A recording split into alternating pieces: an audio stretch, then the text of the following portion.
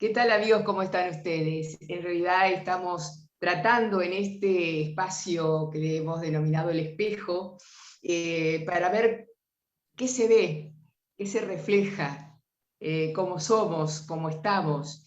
Y en esto de la pandemia, el RESET, que es la red de investigadores en ciencias sociales para enfrentar las secuelas de la pandemia, junto con ANSIU, que es la Academia Nacional de Ciencias Sociales del Uruguay, y el CONICIT, que es el Consejo Nacional de Innovación, Ciencia y Tecnología, y Naciones Unidas del Uruguay, han elaborado una serie de documentos que están dando a conocer en estas jornadas, en esta semana y en las próximas. Yo estoy recibiendo con muchísimo gusto a la economista. Ella ha tenido muchos cargos, pero actualmente trabaja en el Instituto de Economía de la Facultad de Ciencias Económicas. ¿Es así, Gabriela Mordecki? Sí, hola, buenas, ¿qué tal? Gusto hablar con ustedes. Bien. Este, ¿Estás bien presentada? sí, sí, bueno, digamos, yo trabajo hace muchísimos años en la facultad, en el Instituto de Economía, donde fui directora varios años, coordiné el grupo de análisis macroeconómico y ahora, digamos, participo activamente de todas las actividades, pero no desde ningún cargo, digamos, de dirección.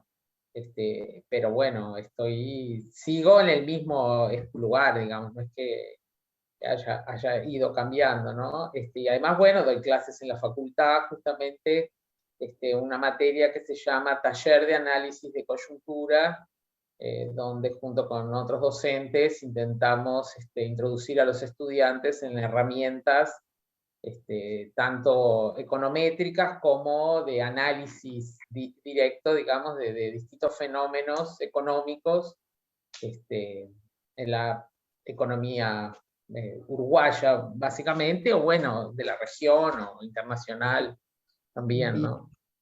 Qué interesante, porque el análisis de la coyuntura es uno de los temas que realmente importan en este momento. El impacto de la pandemia ha tenido diferentes manifestaciones. Ayer conversábamos con otras investigadoras que hablaban sobre el trabajo no remunerado y el cuidado, es decir, como temas bastante poco visibles, que se habían hecho visibles en los últimos tiempos, pero que están invisibilizados, por decirlo de alguna manera, o menos visibles. Pero hoy en día tenemos las noticias de que el gobierno ha dado algunas noticias a través de sus ministros con respecto a medidas para ayudar, para colaborar, para salir de la crisis, como préstamos para microempresas a una tasa cero de 25.000 pesos, subsidios de 7.300 pesos a monotributistas por tres meses, y la canasta para la canasta también 2.400 pesos por mes, que yo saqué la cuenta que viene a ser como 80 pesos al día, y entonces como que esa es la emergencia a la que se ocupa o está tratando de dar respuesta el gobierno. ¿Qué, desde la academia, desde la investigación, qué puedes decirme? Sí, bueno, el tema, por supuesto, que planteás es un tema súper importante que en este momento tiene a todos muy, muy preocupados, no solamente, digamos, el lado sanitario de la pandemia, sino sus impactos económicos, dado que sobre todo las medidas que se tomaron para disminuir la movilidad, básicamente, ¿no? Tuvieron un impacto, tienen y van a tener, no solo en Uruguay y en todo el mundo, sobre distintas, digamos, facetas de la actividad económica.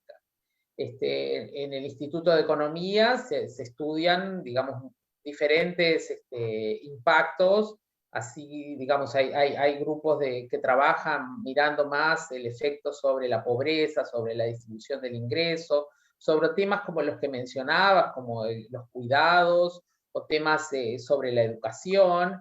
En el equipo donde yo trabajo, nosotros miramos las cosas, digamos, desde el punto de vista más macroeconómico, que quiere decir como la economía en su conjunto, que por supuesto todos estos fenómenos, digamos, es la suma más o menos, digamos, de lo que le pasa a toda la población. Y entonces, bueno, una variable fundamental que nosotros miramos es qué le pasa al crecimiento económico, que, digamos, es una condición necesaria, aunque no suficiente para que se dé la mejora, digamos, de vida de la población en general.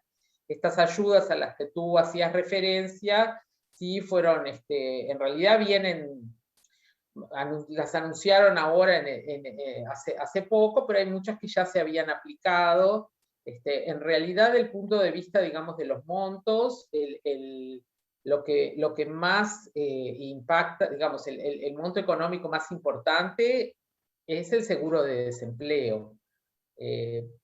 Digamos, porque hay muchos trabajadores que han estado y siguen y van a volver a estar en el seguro de desempleo, y allí el seguro les paga un subsidio o sea, dependiendo de cuál sea exactamente la categoría, porque bueno, hay 3 tipos distintos de seguro de desempleo, pero digamos el más generalizado, que es por suspensión, o sea, gente que va al seguro de paro porque la empresa está transitoriamente cerrada, paga el 50% de su salario, sí, y el mínimo es como muy bajo, ¿no? Es, no sé, alrededor de 6.000 pesos.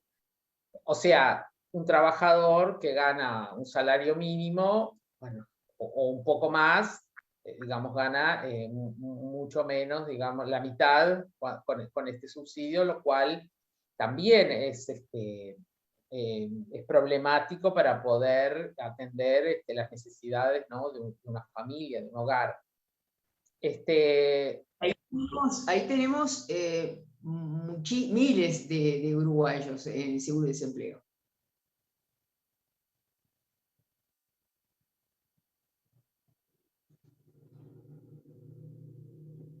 En 2021 algo así como 1,6% del PIB, que bueno, es una forma que tenemos para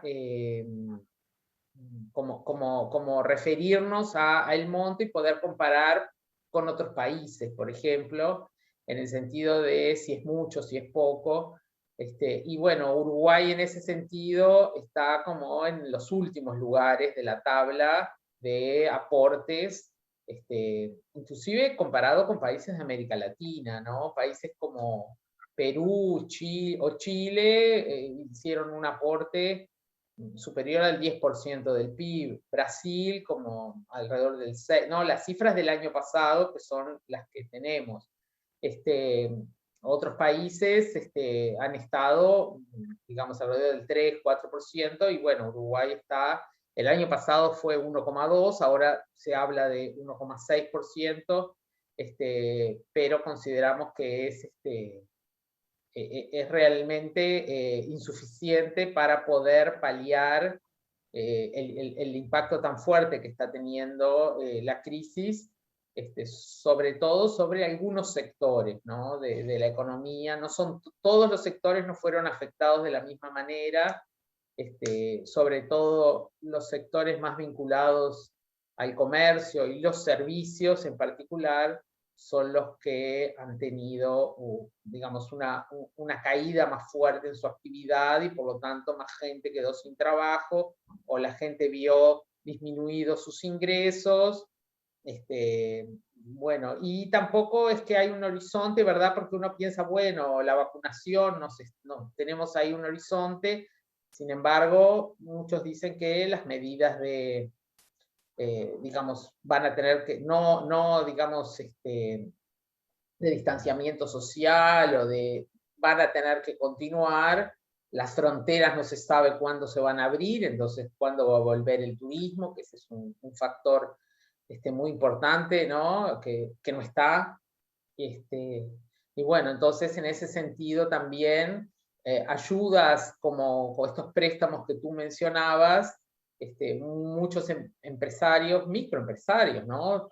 Imaginemos los transportistas, la gente que tiene una camioneta, ¿no? Y nos llevaba en otras épocas cuando nos juntábamos y íbamos a algún festejo, casamientos, cumpleaños, ¿no? Y esa gente no está trabajando hace más de un año. Entonces, o sea, esa gente si no cerró ya su empresa, digamos, no puede pedir un préstamo. ¿Cómo va a pedir un préstamo? Lo tiene que pagar. O sea, en realidad ya muchos ya tomaron préstamos el año pasado, porque ya hubo una... Entonces ahora ellos mismos dicen, no podemos tomar un préstamo para pagar otro préstamo. O sea, es como uno Imposible. entra... Claro, entonces Imposible. como... Y sin actividad a la vista, es imposible. Exacto, claro, ¿cómo vas a hacer o sea, es muy responsable porque, bueno, no van a poder pagar, entonces están en una situación realmente muy complicada y además las ayudas estas de 7.000 y pico que tú mencionabas, bueno, se 7.000, consideran... 7.305 es Ahí va, exactamente es el monto, porque bueno, está calculado en bases de prestaciones, que bueno, es una unidad, pero más o menos es ese monto por 3 meses, cubre alrededor de unas 20.000 personas, entre monotributistas en general y unos que son específicos del MIDES, que hay como unas empresas que también, bueno, están sin trabajar. Y dado que son formales, pero como no son empleados, no tienen derecho a seguro de desempleo, ¿no? El subsidio por desempleo solo lo tienen los que son dependientes, ¿verdad? Pero si tú tenés una empresa o una unipersonal porque prestás servicios a otras empresas, sos formal, pero te quedás sin actividad y no tenés derecho a tener un ingreso, un subsidio, digamos, por no tener trabajo, ¿no? Entonces, es a mí me muy llamó la complicado. atención, Gabriela, me llamó la atención, perdón, un comentario que escuché que cuando se asignan las canastas para abril, mayo y junio, abril ya pasó, mayo empieza mañana, 2.400 pesos y la gente igual concurre a las canastas, digamos, a las ollas y a las canastas. Se dice que es una actitud de viveza o de... ¿me podés explicar cómo es eso? No lo estoy entendiendo. Sí, bueno, esto es como una idea, que digamos que la dirección del MIDES, que es el Ministerio de Desarrollo Social, que fue creado por la primera administración del doctor Vázquez, ¿verdad? En 2005, antes en Uruguay no existía Ministerio de Desarrollo Social, si bien habían programas que estaban diseminados en distintos ministerios, aquí ¿no? Y existía una política, digamos, con una cierta orientación, digamos, filosófica sobre qué es un Ministerio de Desarrollo Social y cómo deben dirigirse estos programas, ¿no? Entonces, yo no soy experta en la parte más de programas, pero sí desde el Instituto de Economía hay muchos compañeros que trabajaron con el MIDES desde el inicio, ayudando a la focalización de muchos programas, al diseño, después a la evaluación, etcétera. Entonces, son temas que que se tratan, digamos, en forma muy seria, y justamente el MIDES tiene diversos programas.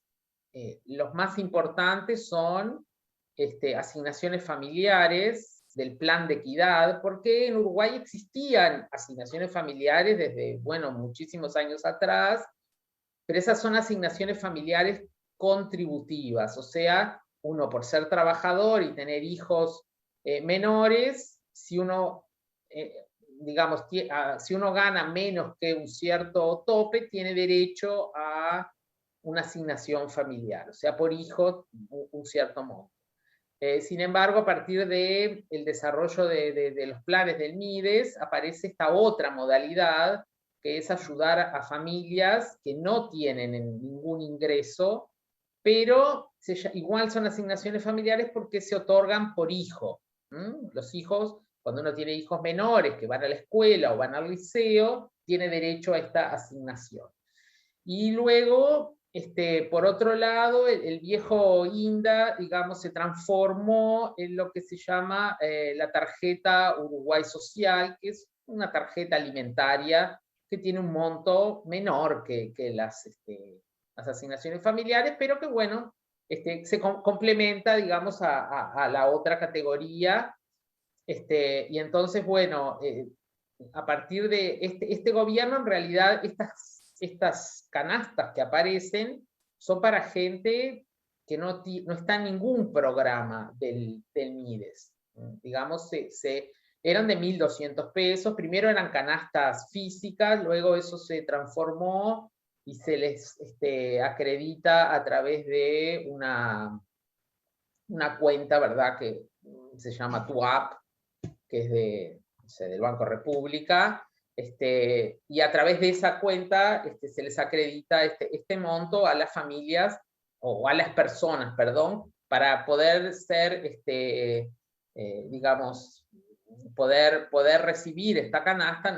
Uno no debe tener ninguna otra prestación del MIDES, ¿no? Sin embargo, las ollas populares son un fenómeno de la solidaridad de la población. Ahora el gobierno apoyó ahí un monto para ayudar también a las canastas. Y entonces, bueno, en realidad, el que no se crucen, o el que no es un tema, digamos, si alguien recibe 2.000, no tiene empleo, no tiene ningún ingreso, recibe 2.400 pesos. O sea, perfectamente 80 pesos por día, ¿no? Claro, pero no sé, digamos, perfectamente puede ir a comer a una olla popular. O sea, ¿quién piensa que con 2.400 pesos uno va a lograr sobrevivir un mes, ¿no? Una semana como mucho, será. Y dependiendo, digo, si sos solo, pero si además tenés niños a los que atender, o sea, un alquiler que pagar, gastos, transporte, no sé, es imposible pensar que con esos montos tan mínimos se puede hacer frente digamos, a todas las obligaciones que... Pero bueno, digamos, esa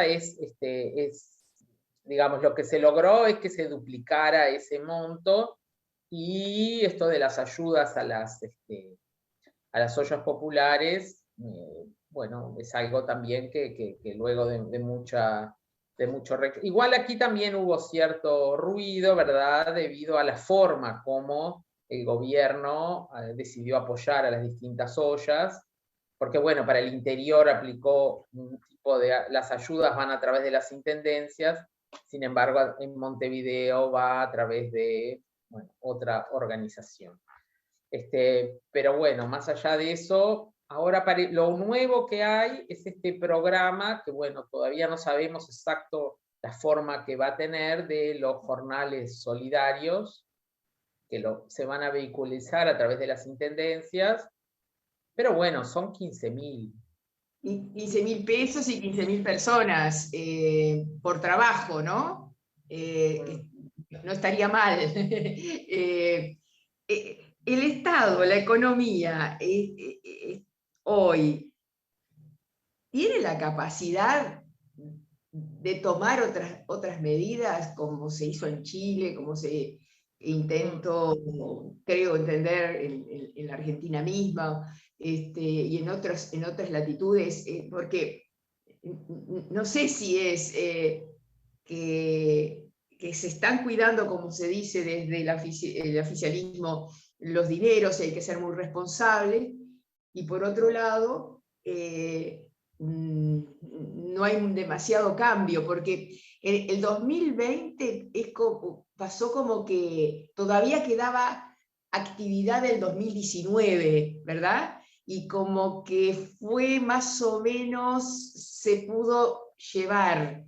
El 2021 es de la economía, creo que está paralizada, no sé, capaz que estoy equivocada. Mm. Sí, bueno, es una muy buena pregunta la que tú haces, porque, digamos, me parece que es un lado que uno se queda a veces con lo que dice la ministra o lo que dice el Poder Ejecutivo, hacemos todo lo que podemos, no podemos hacer más, y eso es algo que no es cierto, ¿verdad? Porque, bueno, que hay posibilidades, los países se pueden endeudar, salió la propia directora del Fondo Monetario Internacional a decir, es el momento de gastar. Las tasas de interés para pedir préstamos están en los niveles mínimos, ¿no? Acá la Reserva Federal, que es, bueno, la que fija la tasa de interés para los bonos de corto plazo en Estados Unidos, que, bueno, un poco son la referencia de los créditos a nivel mundial, están en cero. Y Uruguay, bueno, cuando, digamos, los bonos, digamos, los títulos que circulan, los de Estados Unidos, que son, digamos, con respecto a los cuales, digamos, se fijan las tasas que pagan otros títulos, como por ejemplo Uruguay, si se endeuda, tiene que pagar un cierto plus arriba de estos bonos, no es de cero, pero está alrededor, no sé, de 2% el interés, la tasa de interés anual que tienen que pagar, y el plus que tendría que pagar Uruguay es un 1% más, o sea, realmente están en mínimos históricos, es el momento para tomar deuda, porque además el gasto, y es lo que, no, el otro día, no sé, ayer o antes de ayer, el propio presidente de Estados Unidos, Biden, salió con un plan gigantesco diciendo justamente esto, este es el momento, hay que gastar. Por un lado hay un programa, es increíble, ¿no? Que estemos mirando cómo cambió el... ¿Cómo Estados Unidos lo resuelve? Claro, ¿no? Pero en realidad y otros países también desde otros países también se está diciendo que lo que hay que hacer hoy es gastar en apoyos directos a las familias para que no caigan en la pobreza, porque luego es mucho más costoso el trayecto de sacarlas, y además para generar empleos genuinos. Claro, Hay que Gabriela, ayudar al sector privado. Y el tiene sector... que ver con una filosofía economicista, no sé cómo se podría decir, falta de experiencia, no sé, No, pregunto. no, digamos, lo que rige es una teoría, digamos, de la economía liberal, donde el Estado tiene que restringir sus acciones, y dejar que el sector privado, ¿no? El Maya Oro que mencionaba el presidente en aquella conferencia de prensa del año pasado, sea el que lidere, no ponerle cargas, no ponerle impuestos, y que sea el que saque a la economía del pozo, ¿no?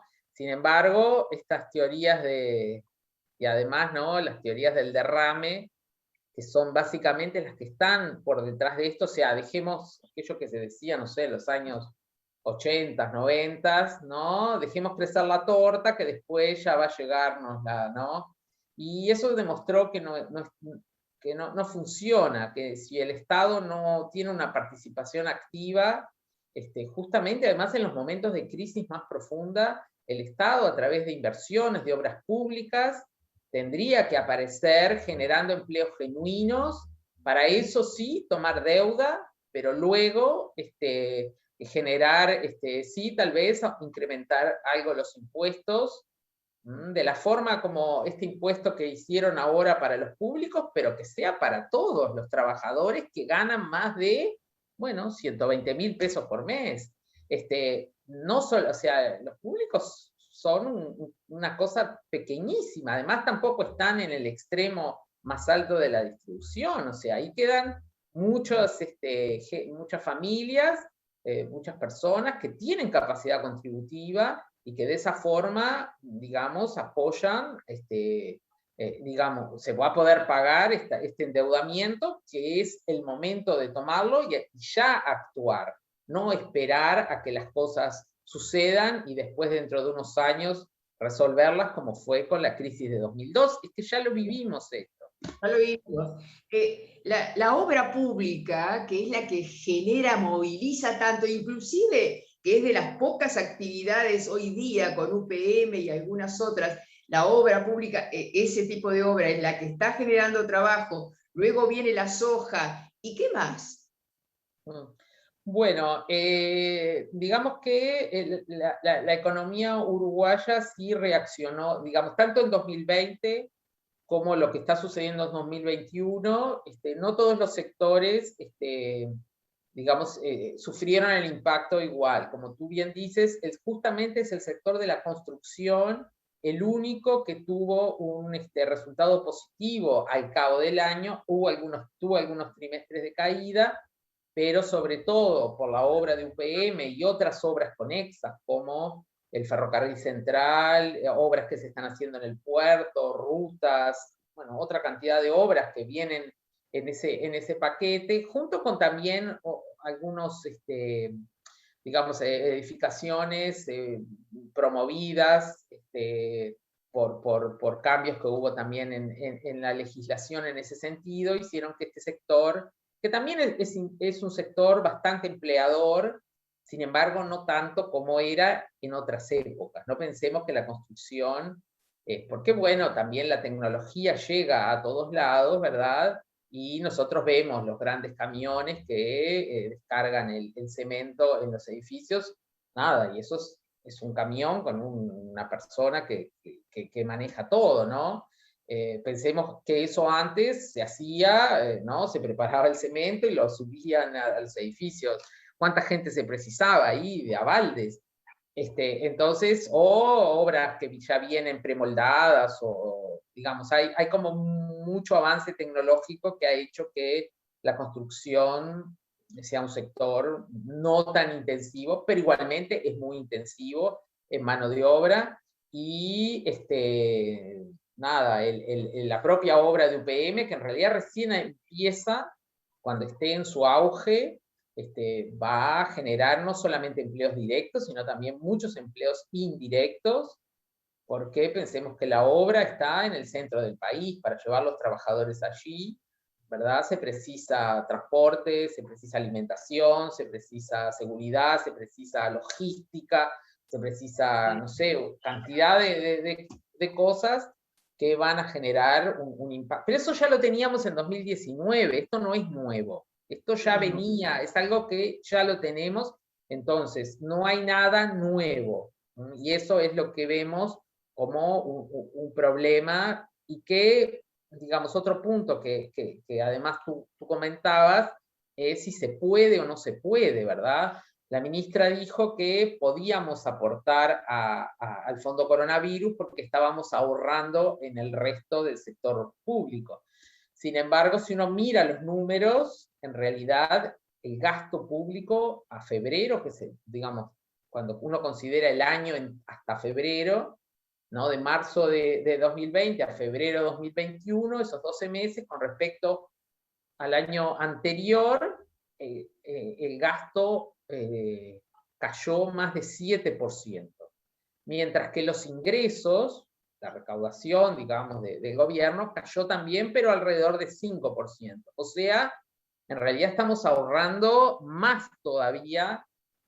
¿Por qué? Bueno, el gobierno entró con el objetivo de bajar el déficit fiscal, y ese objetivo lo mantiene, ¿no? Entonces, ahí es que, digamos, el que se pueda o no se pueda es una cuestión de voluntad política. Uruguay tiene acceso a crédito.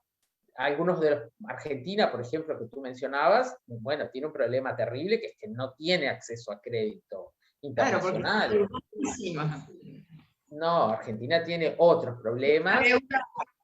Tremenda.